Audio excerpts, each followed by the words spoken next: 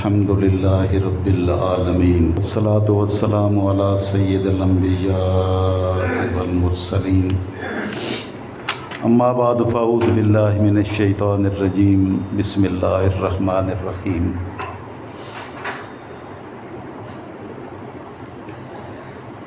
ما عندکم ینفد وما عند اللہ باق وَلَنَجْزِيَ الَّذِينَ صَبَرُوا أَجْرَهُمْ بِأَحْسَنِ مَا كَانُوا يَعْمَلُونَ مَنْ عَمِلَ صَالِحًا مِّن ذَكَرٍ أَوْ أُنثَىٰ وَهُوَ مُؤْمِنٌ فَلَنُحْيِيَنَّهُ حَيَاةً طَيِّبَةً وَلَنَجْزِيَنَّهُمْ أَجْرَهُمْ بِأَحْسَنِ مَا كَانُوا يَعْمَلُونَ صدق اللہ مولانا العظیم وصدق رسولہ النبی الأمی الکریم ونحن علی ذلک من الشاہدین والشاکرین والحمد للہ رب العالمین۔ معزز حاضرین و ناظرین و سامعین، اللہ رب العزت کا بے حد و بے حساب لطف و کرم اور فضل و احسان ہے کہ اس نے ہمیں ایمان کی دولت سے نوازا اور سید الانبیاء والمرسلین صلی اللہ تعالیٰ علیہ وآلہ وصحبہ وسلم کی امت سے پیدا فرمایا۔ سب سے بڑا احسان اور احسان عظیم کہ مالک الملک نے تاجدار کائنات صلی اللہ علیہ وسلم کی امت سے پیدا فرمایا۔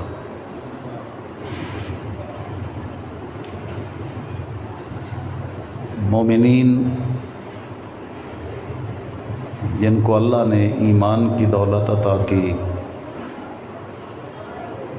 یہ بہت بڑی مالک الملک کی کرم نوازی ہے، اور اس کی عظمت،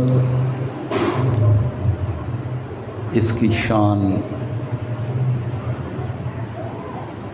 تو اس دن دنیا دیکھے گی جب اپنے مومن بندوں کی قیامت کے دن مالک الملک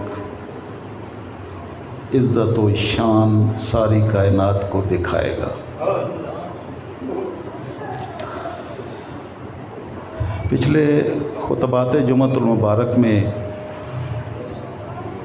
نے قرآن و حدیث کی روشنی میں اس بات کو واضح کرنے کی کوشش کی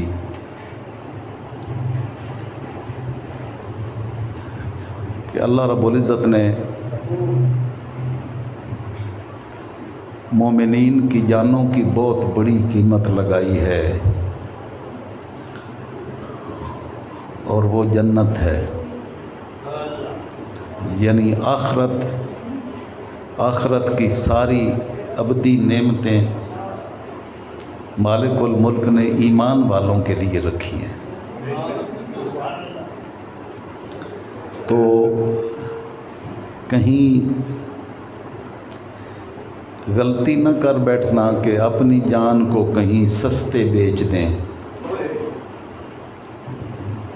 مالک کی نظر میں اس کی بہت بڑی قیمت ہے، بہت بڑا مقام ہے۔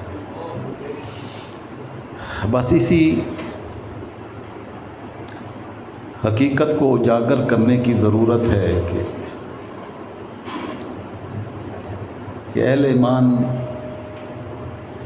اپنی پہچان کریں،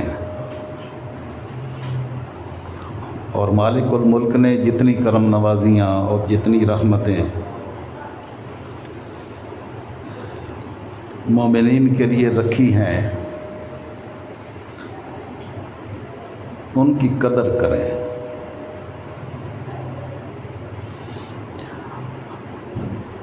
اللہ رب العزت نے مومنین کی جانوں اور ان کے مالوں کا سودا کر لیا ہوا ہے، اور مومنین کی جانیں اور ان کے مال خرید کر انہی کے پاس رہنے دیے ہیں تاکہ وہ مومن ہونے کا دنیا کو دکھلائیں کہ مومنین جن کی جانیں اللہ نے خریدی ہیں وہ ہوتے کیسے ہیں۔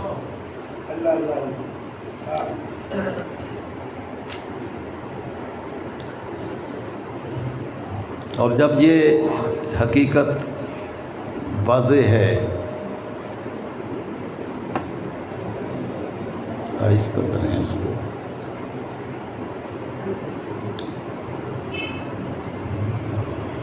کہ اللہ رب العزت نے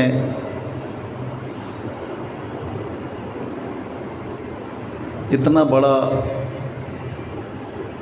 مومنین کے ساتھ سودا کیا ہوا ہے کہ ان کے مال و جان کی قیمت جنت لگا دی ہے، تو مومنین دنیا میں چلتے پھرتے جنتی ہوتے ہیں۔ تو جن کو چلتے پھرتے مالک نے جنتی کہا ہو تو اس کی سیرت و کردار بھی جنتیوں والی ہونی چاہیے۔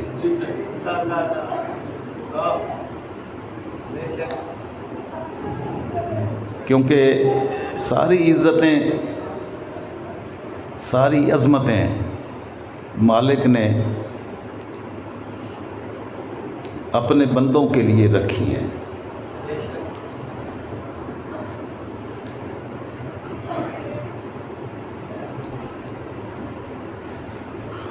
ساری عزتیں مالک کی ذات کے لیے ہیں۔ ان العزت للہ جمیعا، بے شک ساری عزتیں اللہ کی ذات کے لیے ہیں۔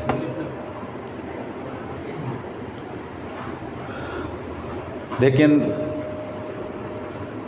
جو بھی اس کی بارگاہ کے ساتھ شامل ہو جاتا ہے، اس کی بارگاہ کے ساتھ جس کا تعلق قائم ہو جاتا ہے، اس کو بھی عزتیں مل جاتی ہیں۔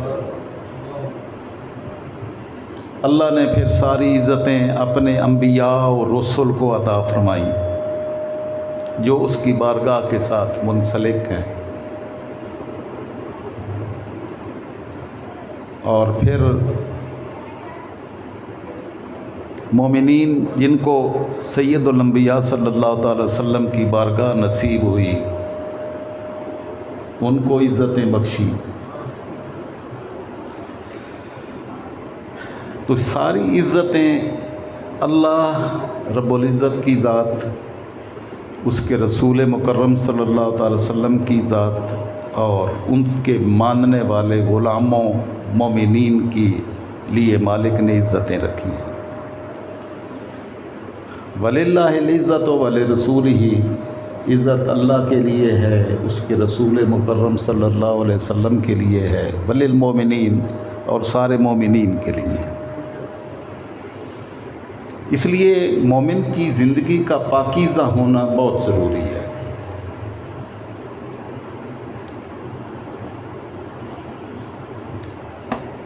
مالک نے ایک تو یہ ارشاد فرمایا کہ ہم نے مومنین کی جانیں اور وہ مال جنت کے بدلے میں خرید لیے۔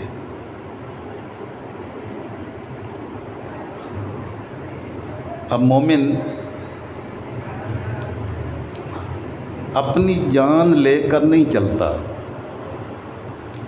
بلکہ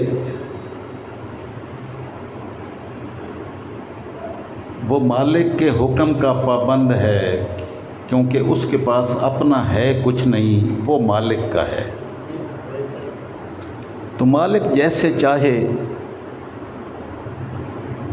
بندے کو اس کے مطابق عمل کرنا، یہ ذمہ داری ہے۔ سید الانبیاء صلی اللہ تعالی علیہ وسلم نے ارشاد فرمایا، ان مثل من اشرک باللہ کمثل رجل اللہ کی ذات کا انکار کرنے والے، اس کے ساتھ شرک ٹھہرانے والے، اس کا کفر کرنے والے، اس کا انکار کرنے والے، یعنی کافر، نہ ماننے والے، مشرک، کمثل رجل، اس آدمی کی مثال اس شخص جیسی ہے، اشترى عبدا من خالص مالہ بذہب او ورق، کہ جس شخص نے کسی غلام کو اپنے پاکیزہ مال، سونے یا چاندی کے ذریعے سے خریدا، اور پھر اس کو کہا کہ ھذہ داری، میرے غلام میں نے تمہیں خرید لیا، اب یہ میرا گھر ہے، وَھَذِی عملی، اور میرا یہ کاروبار ہے، میرا یہ کام ہے، فَعْمَلْ وَأَدِّ إِلَیَّ، بس تیری ڈیوٹی یہ ہے کہ اب یہ گھر بھی میں تیرے حوالے کرتا ہوں، اپنا کام بھی تیرے حوالے کرتا ہوں، بس تم کاروبار کرتے جاؤ، کام کرتے جاؤ، اور میری ذمہ داریاں ادا کرتے جاؤ، میرے مملوک ہونے کا، میرے مالک ہونے کا حق ادا کرتے چلے جاؤ۔ تو اللہ نے فرمایا کہ جس شخص نے کسی کی جان کو اس طرح خرید کے اپنا گھر بھی اس کے حوالے کر دیا، اپنا کام بھی اس کے حوالے کر دیا، اور اس کو کہا کہ تمہیں کام کرنے کا بھی اختیار ہے، لیکن کام میرے لیے کرو گے، میرے دشمنوں کے لیے نہیں، اطاعت میری کرو گے، میرے دشمنوں کی نہیں، ہر کام میری خاطر کرو گے، میری مخالفت میں نہیں۔ تو اللہ کے رسول صلی اللہ تعالی وسلم نے فرمایا فَكَانَ يَعْمَلُ وَيُؤَدِّي إِلَىٰ غَيْرِ سَيِّدِهِ، تو کافر کی مثال ایسے ہے جیسے اس شخص نے اس غلام کو خریدا تھا، لیکن وہ غلام مالک کی خاطر کام کرنے کی بجائے اس کے دشمنوں کی خاطر کام کرتا ہو، تو اس سے بڑا نافرمان کون ہو سکتا ہے؟ تو بندہ مومن جس کو مالک الملک نے خرید لیا، کائنات اس کے حوالے کر دی کہ میرے محبوب کے غلام، یہ کائنات کی ساری چیزیں تیری ہیں، آخرت بھی تیری ہے، دنیا بھی تیری ہے، لیکن اس کے لیے شرط یہ ہے کہ تم نے کام میری خاطر کرنا ہے، میرے دشمنوں کی خاطر نہیں کرنا، شیطان کی خاطر نہیں کرنا، میری رضا کی خاطر کرنا، تیرا ہر عمل، تیری ہر ادا میری رضا کی خاطر ہوگی۔ فَأَيُّكُمْ يَرْضَىٰ أَن يَكُونَ عَبْدُهُ كَذَٰلِكَ، تم میں سے کوئی بندہ یہ پسند کرتا ہے کہ اس کا غلام ایسے ہو، جس کو اس نے خریدا ہو، گھر اس کے حوالے کیا ہو، کاروبار اس کے حوالے کیے ہوں، اور وہ کام مالک کے دشمنوں کے لیے کرتا ہو، تو کیا تم میں سے کوئی شخص پسند کرتا ہے کہ اس کا غلام ایسے ہو؟ نہیں پسند کرتا۔ تو اللہ اور اس کا رسول بھی پسند نہیں کرتا۔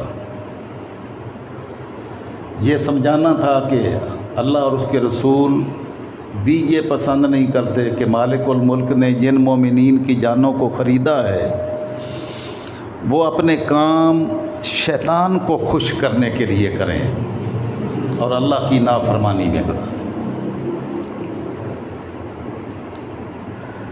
بس یہ بات سمجھانی ہے کہ اس دنیا میں ہم جو کچھ بھی کریں وہ اپنے مالک کی رضا کی خاطر کریں۔ اللہ پاک نے ارشاد فرمایا انما عند اللہ هو خیر لکم، جو اللہ کی بارگاہ میں ہے، یعنی اللہ نے تمہارے لیے جو رکھا ہے وہ تمہارے لیے بہت بہتر ہے۔ ان کنتم تعلمون، اگر تم جانتے ہو۔ جاننے والوں کو تو اپنے مالک کی بارگاہ جیسی کوئی اور شے نظر نہیں آتی۔ ما عندکم ینفد، جو تمہارے پاس ہے نا یہ دنیا کا سارا ساز و سامان، عیش و عشرت، تعیشات، ذرائع، اسباب، ینفد، یہ ختم ہونے والے ہیں۔ وما عند اللہ باق، اور اللہ کی بارگاہ میں اللہ نے اپنی بارگاہ میں تمہارے لیے جو رکھا ہے وہ باقی رہنے والا ہے۔ تو انسان کو یہ سمجھانا مقصود ہے کہ جس دنیا میں تمہیں بھیجا ہے نا، یہ دنیا فانی ہے، یہ دنیا تمہاری خاطر نہیں رکھی، تمہاری خاطر باقی رکھی ہے، جو باقی رہنے والی چیز ہے۔ یہ دنیا تو کافروں کے لیے جنت ہے، مومنین کے لیے جنت نہیں ہے۔ مومنین کے لیے جنت آگے رکھی ہے۔ یہ بہت چھوٹی سی دنیاوی فوائد ہیں جو یہاں پر رکھے ہیں، یہ ختم ہونے والے ہیں۔ جو مالک کی بارگاہ میں ہے وہ باقی رہنے والا ہے۔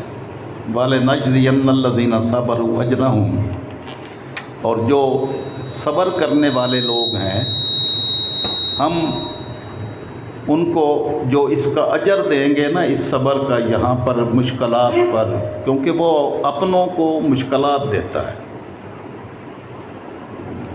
اس حقیقت کو میں نے کئی دفعہ مختلف انداز سے واضح کرنے کی کوشش کی ہے کہ مالک الملک غیروں کو چھٹی دیتا ہے،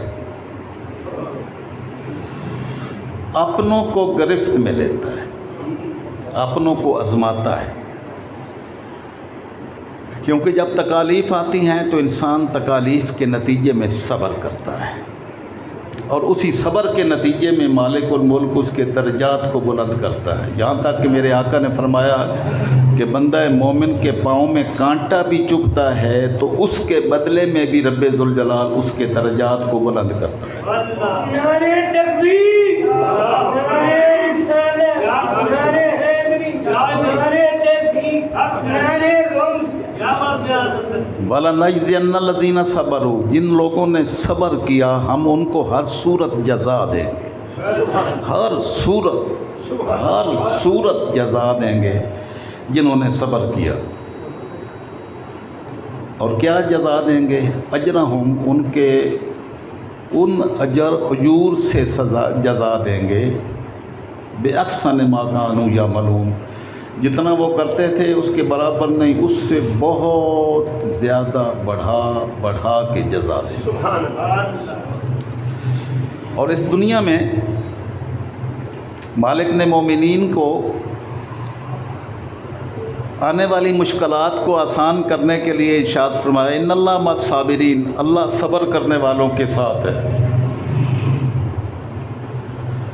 تو جس بندے کو یہ یقین ہو جائے کہ مالک میرے ساتھ ہے،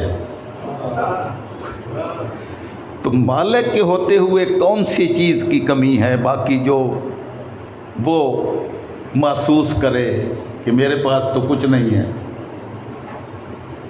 بس وہ صدیق کی سوچ چاہیے، صدیق اکبر کی سوچ چاہیے۔ یہ سوچ اگر میسر آ جائے تو انسان نہ شکوہ کرے، اور اللہ کی ہر بات پر، اس کی ہر ادا پر، اس کی ہر حال میں شکر گزاری کو اپنائے۔ جب صدیق اکبر نے سارا مال آقا علیہ السلام کی بارگاہ میں لا کے پیش کر دیا تو آقا علیہ السلام نے پوچھا ما ابقیت لآلک، اپنے گھر والوں کے لیے کیا چھوڑا ہے؟ اب یہ نہیں تھا کہ آقا علیہ السلام کو معلوم نہیں تھا اور آپ نے پوچھا بھئی مطلب گھر میں کیا چھوڑا ہے. بس وہ یہ قیامت تک آنے والے مومنین کو بتانے کے لیے کہ صدیق کی زبان سے وہ پیغام قیامت تک آنے والے ہر مسلمان تک پہنچ جائے. تو عرض کی یا رسول اللہ صلی اللہ علیہ وسلم گھر میں جو مال دولت تھی، کوئی چیزیں تھیں، دنیا کی اشیاء تھیں، وہ تو ساری اکٹھی کر کے آپ کی بارگاہ میں آپ کی چوکھٹ میں حاضر کر دی ہیں، اور اپنے گھر والوں کے لیے اب قیت اللہم اللہ و رسول، اپنے گھر والوں کے لیے اللہ اور اس کا رسول چھوڑ آیا. جب میرے پاس میرے گھر میں میرا اللہ بھی ہے اور میرے اللہ کے رسول بھی ہیں تو کس شے کی کمی ہے؟ سب کچھ تو ہے میرے گھر میں. تو دنیا کی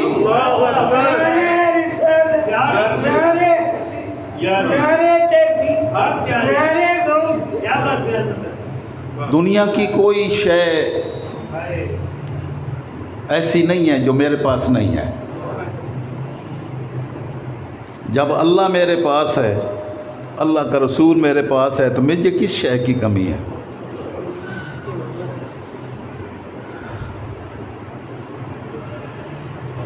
محمود نے اپنے درباریوں کو کہا کہ جاؤ، جو جس چیز پر جا کے ہاتھ رکھ لے گا نا وہ اس کی ہوگی. وہ دنیا بھاگی، کوئی کسی شے پر جا کے ہاتھ رکھا، کسی نے کسی کو شے جا کے اختیار کیا، کسی نے کسی کو چیز کو اختیار کیا. آپ کا ایاز وہ اٹھا اور اس نے محمود کے کندھے پر ہاتھ رکھا. تو بادشاہ نے پوچھا بھئی سارے جو مختلف چیزیں جو ہیں وہ لینے کے لیے، مختلف چیزیں اٹھانے کے لیے اپنا انہوں نے مال لی ہیں جا کے، تو اپنا ہاتھ رکھ دیے، تو ادھر نہیں بھاگا، ادھر گیا نہیں ہے. اس نے کہا وہ چیزیں لینے گیا ہے، میں نے چیزیں والوں کو اختیار کر دیا، میں نے اس پر ہاتھ رکھا ہے جس کی ساری چیزیں ہیں. تو بندہ مومن نے ساری چیزوں والے کے ساتھ اپنا تعلق جوڑا ہے.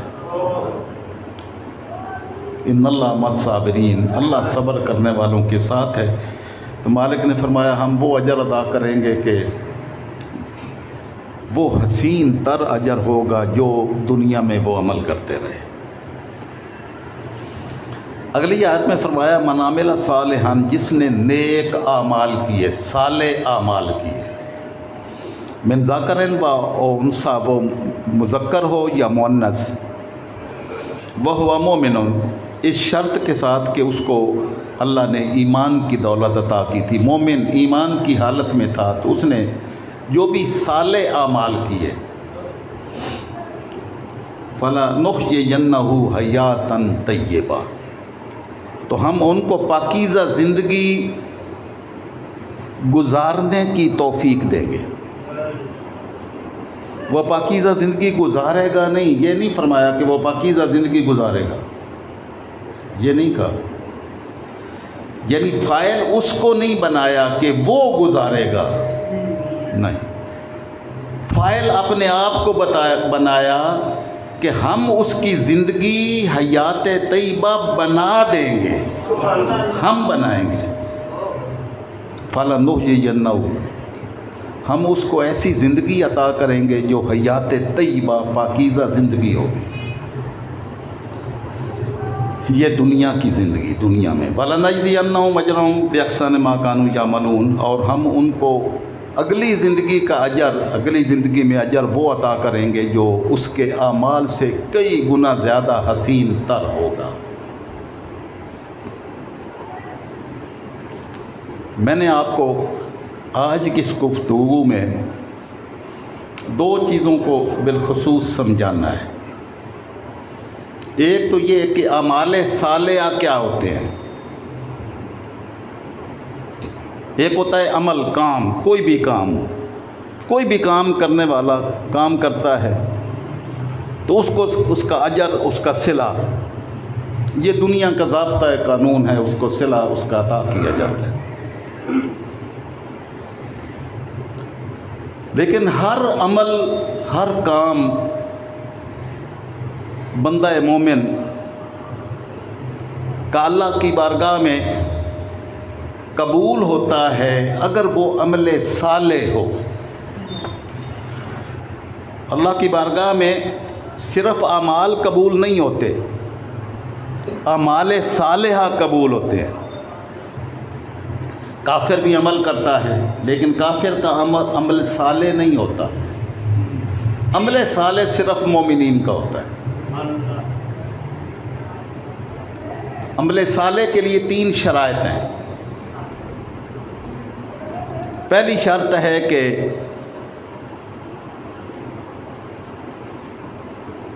وہ کام کرنے والا مومن ہو، یعنی ایمان کی دولت اس کو نصیب ہو، ایمان کی حالت میں کام کیا۔ دوسری شرط یہ ہے کہ وہ مالک کی رضا کے لیے کیا جائے، احکم الحاکمین کو راضی کرنے کے لیے اور اس کو خوش کرنے کے لیے، اس کی خوشی کی خاطر اور اس کی رضا کی خاطر کام کیا جائے۔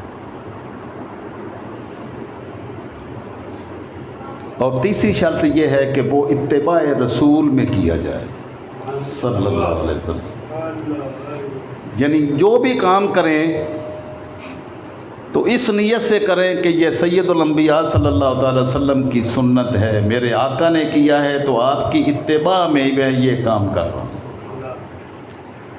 بس یہ 3 شرائط پوری ہوں تو جو ان 3 شرائط پر پورا اترے وہ عمل صالح کہلاتا ہے۔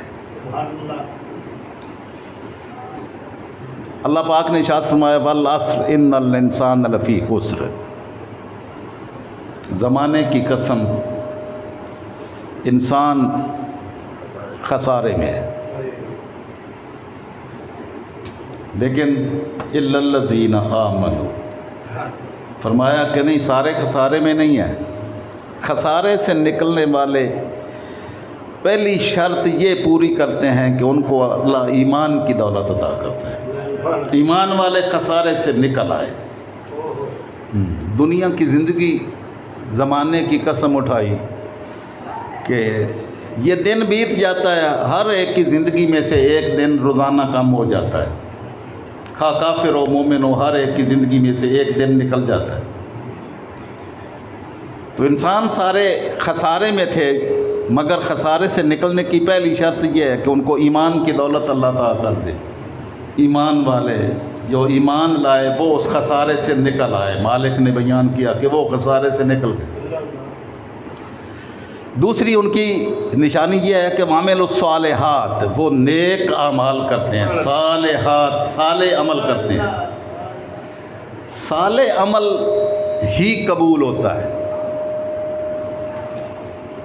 صالحیت کے بغیر عمل بارگاہ الہی میں قبول نہیں ہوتا۔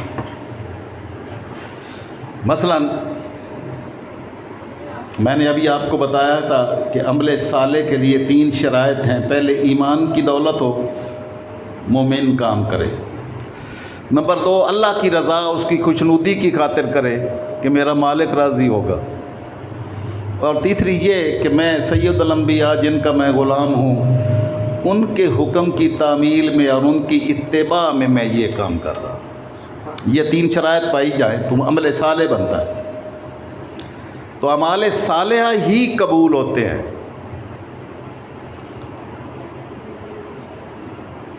تو جس کو وہ قبول کر لے بس وہی عمل ہے جس کو مالک قبول کر لے، اور درجہ قبولیت کو وہی چیز پہنچتی ہے جس کو مالک قبول کر لے۔ لیکن مالک دلوں کے احوال کو جانتا ہے، دلوں میں اٹھنے والے، دماغ میں اٹھنے والے خیالات کو جانتا ہے، اس لیے اس کو بتانے کی ضرورت نہیں ہوتی کہ میں کس کی خاطر کر رہا ہوں۔ تو آپ جس کی خاطر بھی جو کام کر رہے ہیں وہ جاننے والا جانتا ہے، بتانے کی ضرورت نہیں ہوتی۔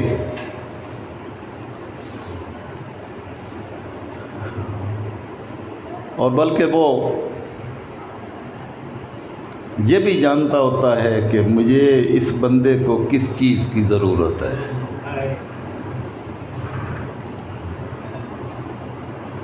وہ مانگنے کی حاجت بھی نہیں چھوڑتا. جب سیدنا ابراہیم خلیل اللہ نے بیت اللہ بنایا، اللہ کا گھر بنایا، تو اللہ کی بارگاہ میں التجا کی، ربنا تقبل منی انک انت السمیع. منا ہم سے، آپ کے ساتھ آپ کے فرزند ارجمند بھی تھے، تو فرمایا، عرض کی، باری تعالیٰ اس کو قبول فرما. تو عمل صالح تب بنتا ہے جس کو وہ قبول کر لے.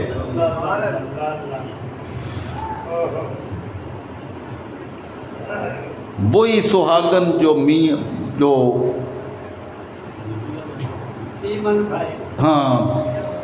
پیا من پائے، جو پیا من بھا جائے وہی سہاگن پائے.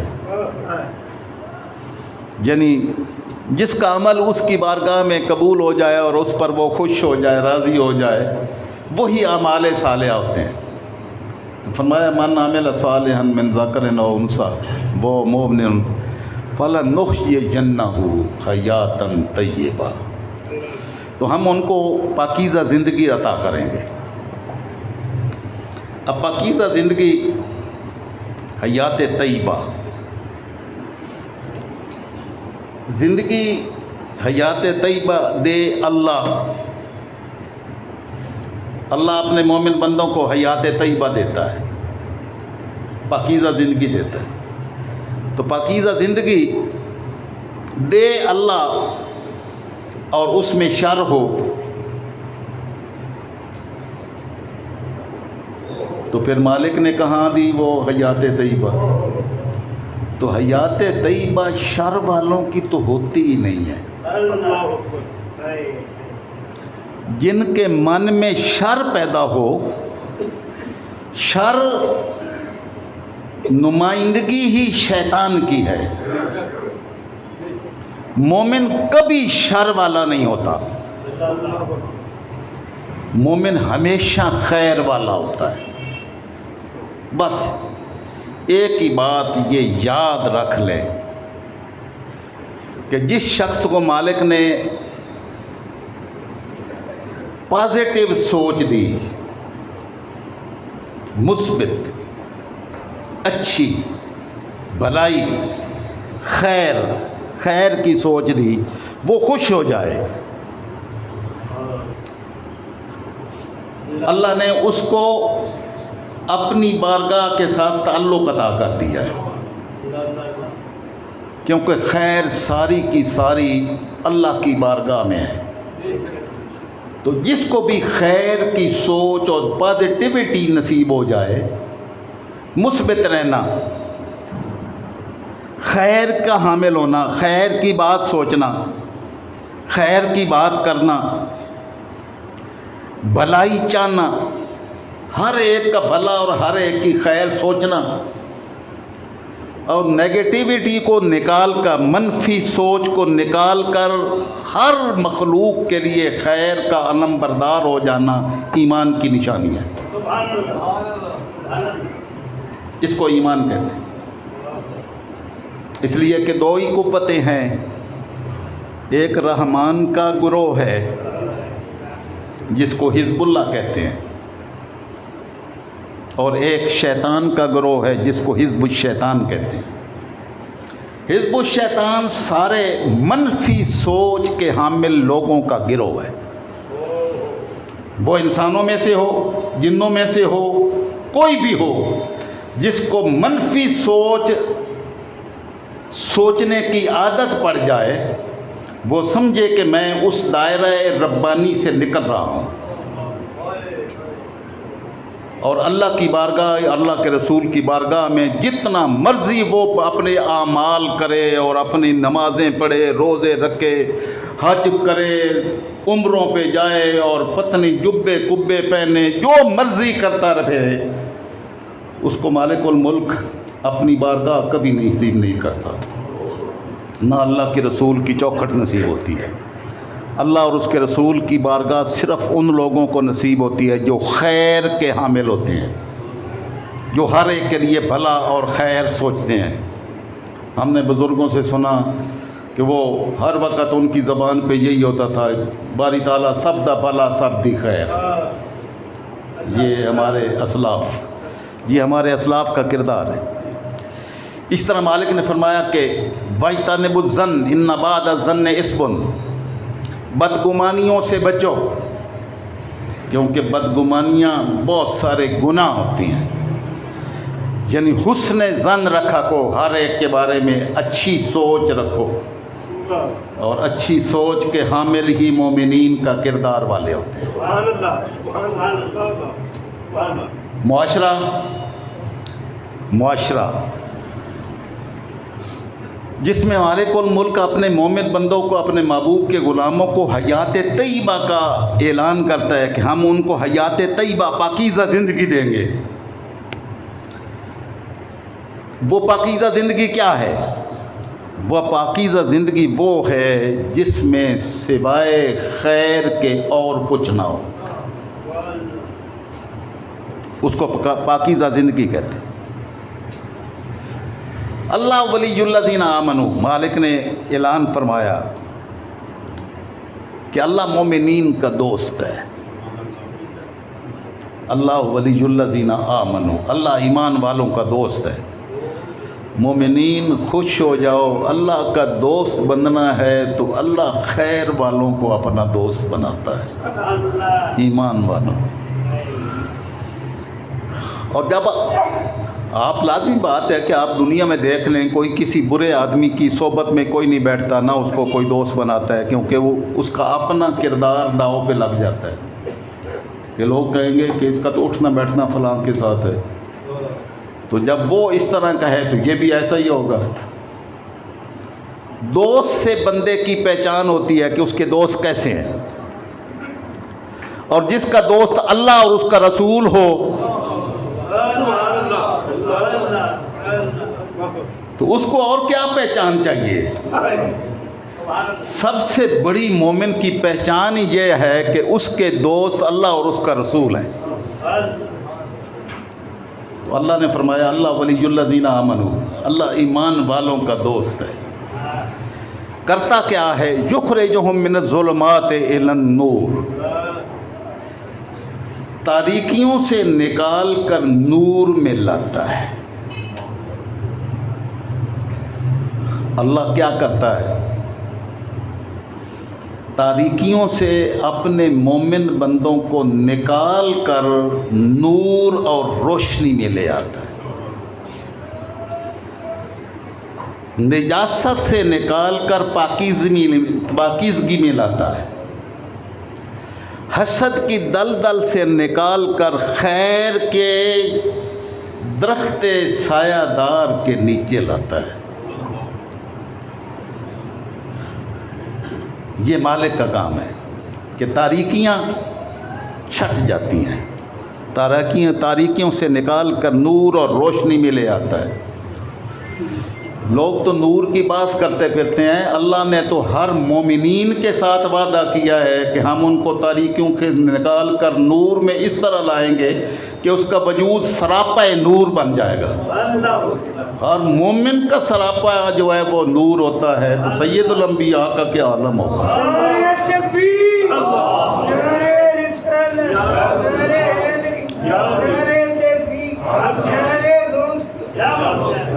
جتنی منفی چیزیں ہیں وہ مومن میں نہیں ہوتی۔ ہم میں سے ہر شخص اپنا جائزہ لے سکتا ہے کہ ہم مومن ہیں یا نہیں ہیں۔ یہ پہچان اگر کرنی ہو تو میں اس کی پہچان کا طریقہ کار بتا دیتا ہوں، کسی سے کوئی فتویٰ لینے کی ضرورت نہیں ہے، اپنے من میں جھانکیں، آپ کو جواب فوراً مل جائے گا۔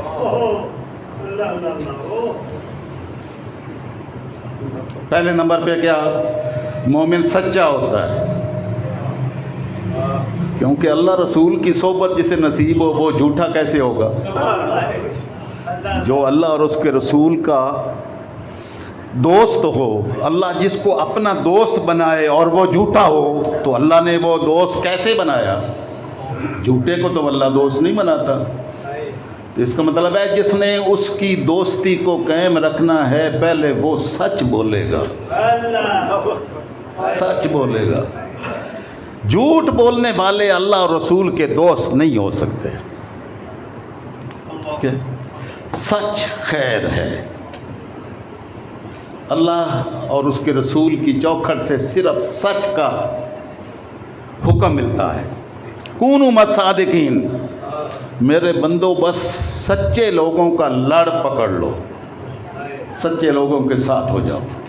دنیا کی ساری نعمتیں چھوٹ جائیں، سچ تمہاری زبان سے کبھی نہ چھوٹے۔ جن کی 11ویں مناتے ہیں نا، بچپن میں ان سے ڈاکو پوچھتا ہے کہ بچے آپ کے پاس کوئی شے ہے؟ انہوں نے کہا ہاں ہے۔ سارا قافلہ لوٹا گیا ہے، سارا قافلہ لوٹ گیا ہے، لیکن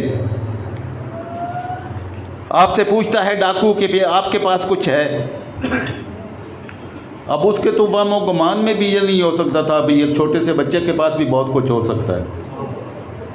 تو آپ نے فرمایا ہاں ہے، یہ نہیں کہا ہے نہیں ہے۔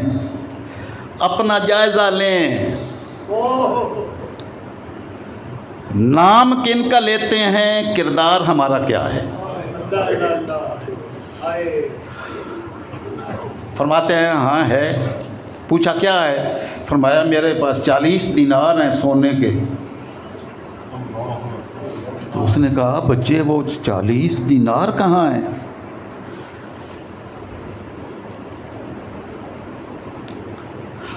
آپ نے فرمایا میری لباس میں سلے ہوئے۔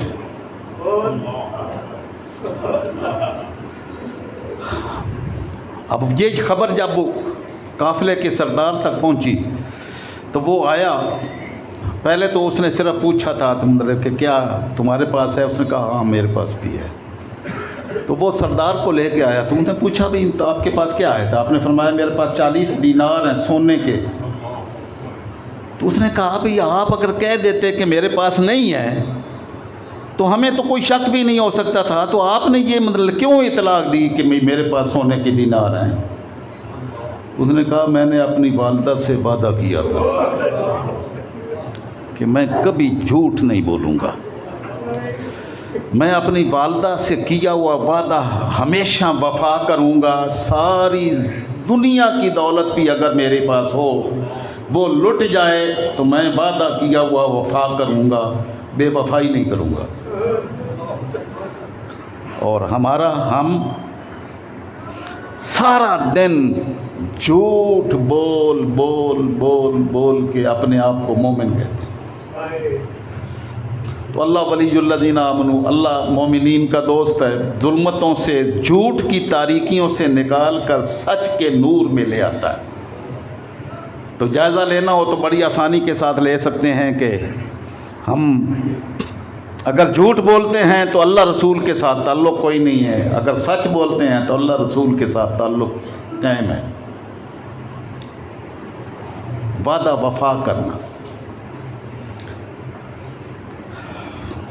اللہ کے رسول صلی اللہ علیہ وسلم نے فرمایا کہ کافر کی منافق کی نشانیاں 3 ہیں۔ پہلی نشانی یہ ہے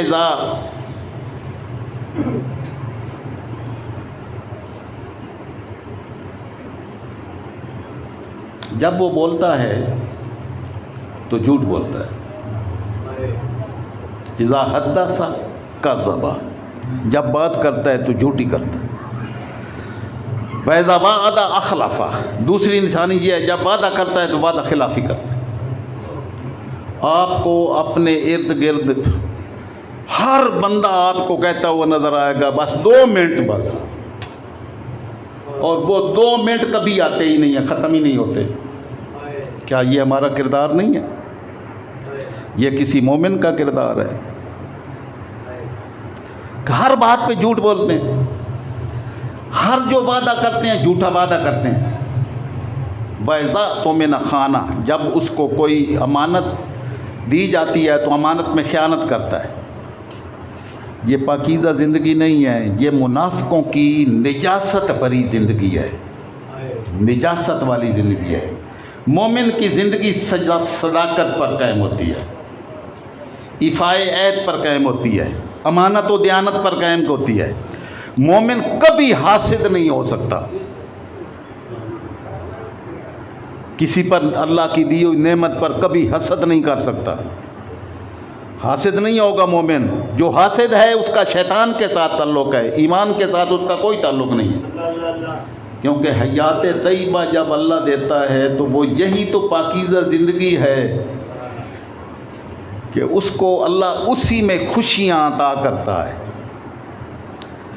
خوشیوں کے لیے، پاکیزہ زندگی کے لیے محل ہونے ضروری نہیں ہے۔ کٹیا میں بیٹھا ہوا سوکھی روٹی کھا کے اللہ کا شکر ادا کرنے والا زیادہ پاکیزہ زندگی گزار رہا ہے اس جھوٹے شخص سے جو محلات میں رہتا ہو، کیونکہ پاکیزہ زندگی اللہ نے عطا کی ہے۔ مومنین کو پاکیزہ زندگی عطا ہوتی ہے۔ میں نے پچھلی دفعہ آپ کو بتایا تھا پچھلے خطبہ جمعۃ المبارک میں کہ ہم جب یہ اتنی زیادہ نعمتیں جو آج ہمارے پاس ہیں جب یہ نہیں تھیں تو زندگی پرسکون تھی، آج وہ سکون لٹ گیا ہے، اس لیے کہ وہ پاکیزگی ہمارے من سے ختم ہو گئی ہے۔ جھوٹ، فراڈ، بے ایمانی، بے وفائی، حسد، بغض، کینہ، یہ ہم بھرے ہوئے ہیں اس سے۔ اللہ نے حدیث قدسی ہے، اللہ رب العزت نے ارشاد فرمایا اور آقا علیہ السلام نے بیان فرمایا۔ حدیث قدسی اللہ فرماتا ہے تفرغ لعبادتی، اے میرے بندے میری عبادت کے لیے وقت نکال۔ تفرغ لعبادتی، میرے عبادت کے لیے وقت نکال۔ ہمارے پاس اس کی عبادت کے لیے وقت نہیں ہے، بس ایک رسم پوری کرنے کے لیے آتے ہیں اور وہاں سے مطلب کہ دو چار ٹھونگے مار کے تو وہاں سے بھاگ جاتے ہیں۔ کبھی یہ تصور ہی نہیں آیا کہ ہم کس کی چوکھٹ پہ آئے ہیں۔ یہ اگر تصور آ جائے تو یہاں سکون نہ آ جائے، تو جس کو یہاں سکون نہیں ملتا اس کو باہر کہاں سکون مل سکتا ہے؟ مسجد میں جاؤ، اللہ کی عبادت میں جس کو سکون نہیں ملتا اس کو کہاں سکون مل سکتا ہے؟ اللہ کے نے فرمایا تفرغ لعبادتی، میرے بندے میری عبادت کے لیے وقت نکال۔ عملہ صدرہ کا غنن، تو وقت نکال، تیرے سینے کو میں غنا سے بھر دوں گا، تیرے سینے کو غنی کر دوں گا، تیرے دل کو غنی کر دوں گا۔ مومن کبھی بھی کنجوس نہیں ہوتا۔ آقا علیہ السلام نے فرمایا المومن غر کریم، مومن بولا بالا ہوتا ہے اور سخی ہوتا ہے۔ والفاجر، اور فسق و فجور کا حامل نافرمان شخص خب لئیم، وہ فریبی، دھوکے باز اور بخیل ہوتا ہے۔ فرق اسی کردار سے چلتا ہے، پتہ چلتا ہے۔ اللہ نے فرمایا کہ میری عبادت کے لیے وقت نکال، میں تیرے سینے کو غنا سے بھر دوں گا، یعنی تیرا سینہ اتنا بے نیاز ہو جائے گا کہ کسی چیز کی اس کو تمنا اور آرزو باقی نہیں رہے گی، تیرا سینہ کھول دیں گے۔ وَإِن لَمْ تَفْعَلْ، اور اگر تو نے ایسا نہ کیا عملہ صدرہ کا، تو میں تیرا سینہ محتاجیوں سے بھر دوں گا۔ عملہ یدائے کا شغلن، میں تیرے دونوں ہاتھوں کو مصروف کر دوں گا، تیرے پاس وقت ہی نہیں ہوگا۔ اور جب یہ رسل و رسائل اور اسباب ذرائع نہیں تھے تو ہر ایک کے پاس وقت ہوتا تھا، آج وقت ہی نہیں ہے۔ حالانکہ پوری دنیا پہ جہاں چاہیں بات کرنا چاہیں 1 منٹ میں بات ہو جاتی ہے، لیکن کوئی رابطہ نہیں رہتا۔ کیوں رابطہ نہیں ہوا؟ جی وقت ہی نہیں ملا۔ اور جب یہ اسباب ذرائع نہیں تھے تو ہر ایک کے پاس وقت ہوتا تھا۔ تو اللہ فرماتا ہے کہ تم میری عبادت سے جب منہ موڑو گے تو میں تمہارے ہاتھوں کو مشغول کر کے اتنا مصروف کر دوں گا کہ تمہارے پاس وقت ہی نہیں ہوگا، ولا اسد فقرہ کا، لیکن سارا رات دن سارے بندے چھوٹے بڑے ہر بندہ کام کرے گا، ولا اسد فقرہ کا، لیکن تیرے میں فقر دور نہیں ہونے دوں گا، پھر بھی تجھے محتاجی ہی ہوگی، سارا کچھ ہو کے محتاجی ہوگی۔ آج یہ دور اپنی آنکھوں سے دیکھ رہے ہیں، یہ حیات طیبہ نہیں ہے۔ حیات طیبہ وہ ہوتی ہے جس کو مالک جتنا دے وہ اس پر اتنا قانع ہو کہ اسی پر وہ شکر گزاری کے سارے مزے لیتا ہے اور اس کو سکون کی دولت مالک عطا کرتا ہے۔ تو دو باتیں آج میں نے آپ کو خصوصی طور پر سمجھائیں کہ ایک تو جو کام کریں اللہ کی رضا کے لیے کریں اور اتباع رسول کے لیے کریں، وہ عمل صالح بنے گا، اور جب یہ عمل صالح بنے گا تو اس کے صلے میں مالک الملک حیات طیبہ عطا کرے گا، حیات امیرانہ عطا نہیں کرے گا، امیروں والی اور عیاشیوں والی زندگی نہیں عطا کرے گا، حیات طیبہ پاکیزہ زندگی دے گا۔ جس حال میں تم رہے ہوگے تمہیں اللہ پاک سکون کی دولت سے مالا مال کر دے گا۔ بس جس نے بھی سکون تلاش کرنا ہے وہ سکون صرف اور صرف اللہ اور اس کے رسول کی اطاعت اور فرما برداری میں ہے۔ اللہ رب العزت ہمیں اپنے آپ کی اصلاح کی توفیق نصیب فرمائے۔ وما علینا الا البلاغ۔